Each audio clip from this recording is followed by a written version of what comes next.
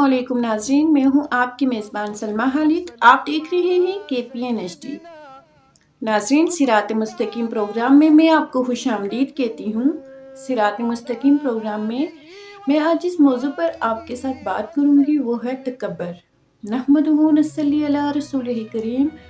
अम्मा बाद, अऊज़ु बिल्लाहि मिनश शैतानिर रजीम। बिस्मिल्लाहिर रहमानिर रहीम। रब्बि इश्रह ली सदरी व यस्सिर ली अमरी वहलुल उक़दतम मिन लिसानी यफ़क़हू क़ौली। तकब्बर सूरह मोमिन आयत नंबर 60 में आता है, इन्नल्लज़ीना यस्तकबिरूना अन इबादती सयदखुलूना जहन्नम दाखिरीन। अल्लाह ताला का इरशाद है, जो लोग घमंड में आकर मेरी इबादत से मुंह मोड़ते हैं वो ज़रूर ज़लील व ख़वार होकर जहन्नम में दाखिल होंगे। क़ौल अल्लाह ताला, अल्लाह ताला का इरशाद है, कहा जाएगा दाखिल हो जाओ जहन्नम में, जहन्नम के दरवाज़ों में, यहाँ अब तुम्हें हमेशा रहना है, यही बुरा ठिकाना है मुतकब्बिरों के लिए। नाज़रीन, तकब्बर करने वाला कौन होता है? जो अपने आप को बड़ा समझता है, जो दुनिया की लालच में, हवस में इतना ज़्यादा आगे चला जाता है कि उसको अपने आसपास के लोगों से फिर मोहब्बत नहीं रहती। वो सिर्फ अपने आप में ही बड़ापन ज़ाहिर करता है और वो कहता है कि इस दुनिया में हूँ तो मैं ही हूँ। क्यों? इसलिए कि अल्लाह का दिया हुआ तो मेरे पास सब कुछ है। हालांकि अल्लाह का दिया हुआ उसके पास दुनियावी हर चीज़ होती है, लेकिन उसके पास आखिरत की समझ नहीं होती।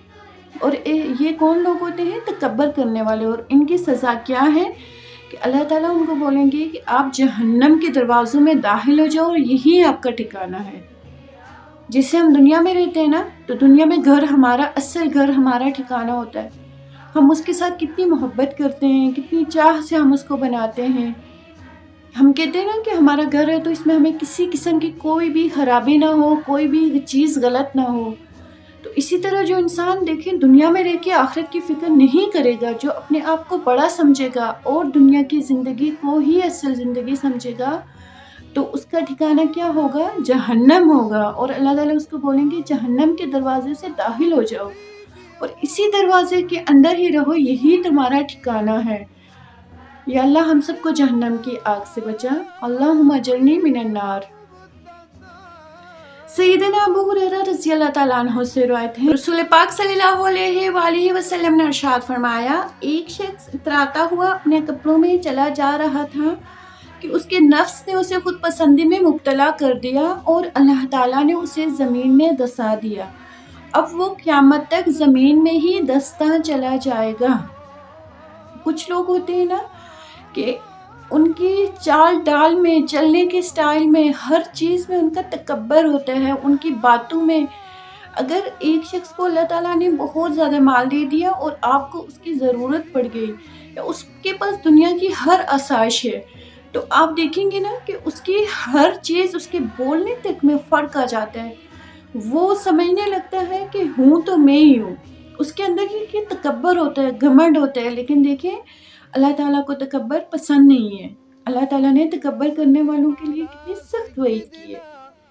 तो अगर अल्लाह ताला ने हम में से किसी को कुछ ना कुछ दिया है, चाहे वो किसी के पास इल्म है, चाहे वो किसी के पास दौलत है, चाहे किसी के पास हुस्न है, किसी के पास टैलेंट है, तो हमें इस पे तकब्बर नहीं करना, बल्कि हमें अल्लाह ताला का शुक्र अदा करना है कि अल्लाह ताला ने अगर मुझे ये सारी नेमतें दी हैं तो मैं इस काबिल था, और या अल्लाह अगर तूने मुझे ये सारी सलाहियतें दी हैं तो मुझे इस पर पूरा उतरने की तौफीक दे, ना कि मेरे अंदर तकब्बर होगा। एक हदीस का मफ़हूम है कि जिस शख्स के दिल में राई के बराबर भी तकब्बर होगा वो शख्स जन्नत में दाखिल नहीं होगा। अगर आप लोगों के पास अल्लाह ताला का दिया हुआ कुछ ना कुछ है तो आप उसकी सही जगह पे इस्तेमाल करें। अगर आपके पास इल्म है और आपके इस इल्म की वजह से किसी दूसरे को फ़ायदा हो सकता है तो आप उसको फ़ायदा दें, ना कि अगर वो शख्स आपके पास कोई सवाल लेके आए, कोई मसला लेके आए, आप उसको इतरा के जवाब दें कि भाई मैं तो नहीं ये कर सकता। इस चीज़ से बाहर निकलें। अल्लाह ताला की खुशनुदी हासिल करने के लिए अल्लाह ताला के चुने हुए बंदों में शामिल हो जाएं। نبی کریم صلی اللہ علیہ وآلہ وسلم نے فرمایا وہ شخص جنت میں داخل نہیں ہوگا جس کے دل میں ذرے برابر بھی تکبر ہوگا۔ ایک آدمی نے سوال کیا، آدمی کو یہ پسند ہے کہ اس کا لباس اچھا ہو، اس کے جوتے اچھے ہوں؟ آپ صلی اللہ علیہ وسلم نے فرمایا یقیناً اللہ تعالیٰ جمیل ہے، خوبصورت ہے اور جمال کو پسند فرماتا ہے۔ تکبر کو ٹھکرانا لوگوں کو حقیر سمجھنا ہے۔ رسول پاک صلی اللہ علیہ وآلہ وسلم نے ارشاد فرمایا 3 لوگ ایسے ہیں جن سے اللہ تعالیٰ قیامت والے دن نہ کلام کریں گے، نہ ان کی طرف دیکھیں گے اور نہ ہی انہیں جنت میں داخل کریں گے۔ فرمایا یہ 3 لوگ کون ہیں؟ بولے ایک بوڑھا زانی، دوسرا جھوٹا، تیسرا متکبر فقیر جس کے اندر تکبر ہے۔ رسول پاک صلی اللہ علیہ وآلہ وسلم نے ارشاد فرمایا کہ آدمی کے دل میں ایمان اور تکبر جمع نہیں ہو سکتے۔ جس شخص کے اندر ایمان ہے اس کے اندر تکبر نہیں ہوگا، اس کے اندر کیا ہوگا؟ عاجزی ہوگی اور اللہ تعالیٰ کی رضا حاصل کرنے کی خوشنودی ہوگی۔ رسول پاک صلی اللہ علیہ وآلہ وسلم سے کہا گیا کہ لوگوں میں کون سب سے افضل ہے؟ آپ صلی اللہ علیہ وسلم نے فرمایا ہر صاف دل، زبان کا سچا۔ لوگوں نے کہا زبان کے سچے کو تو ہم پہچانتے ہیں لیکن دل کا صاف کون ہے؟ فرمایا وہ شخص جس کے دل میں تکبر نہیں ہے۔ ایک شخص نبی پاک صلی اللہ علیہ وآلہ وسلم کے سامنے بائیں ہاتھ سے کھانا کھا رہا تھا۔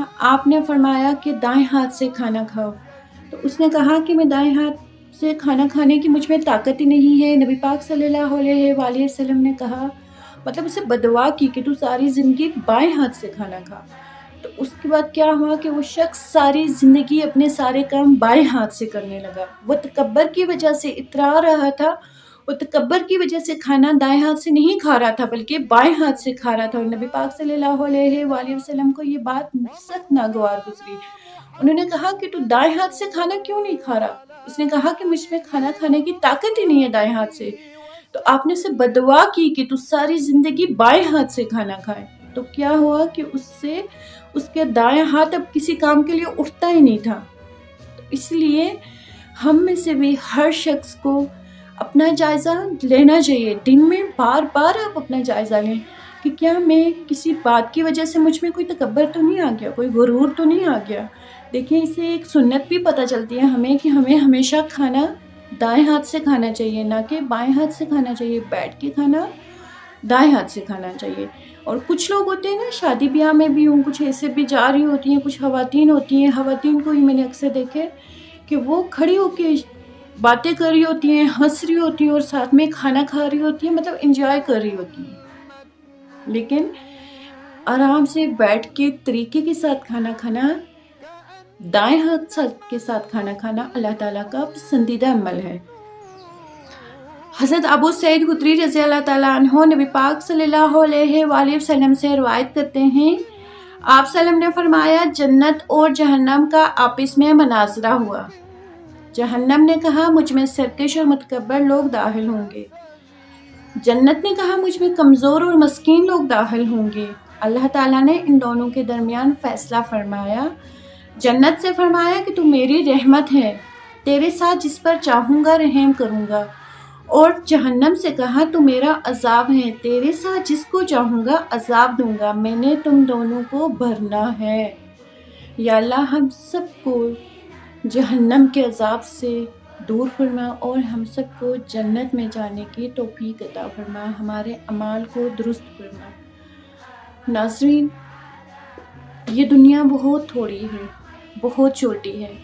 اللہ تعالیٰ ہم سب کو دے کے بھی آزماتے ہیں، ہم سب کو لے کے بھی آزماتے ہیں، لیکن ہمیں ہر حال میں اللہ تعالیٰ کا شکر ادا کرنا ہے۔ اگر اللہ نے زیادہ دیا ہے اس پہ تکبر نہیں کرنا، اترانا نہیں ہے۔ کیوں؟ اس لیے کہ یہ ہمارا کوئی کمال نہیں، یہ سب ہمارے اللہ کا دیا ہوا ہے۔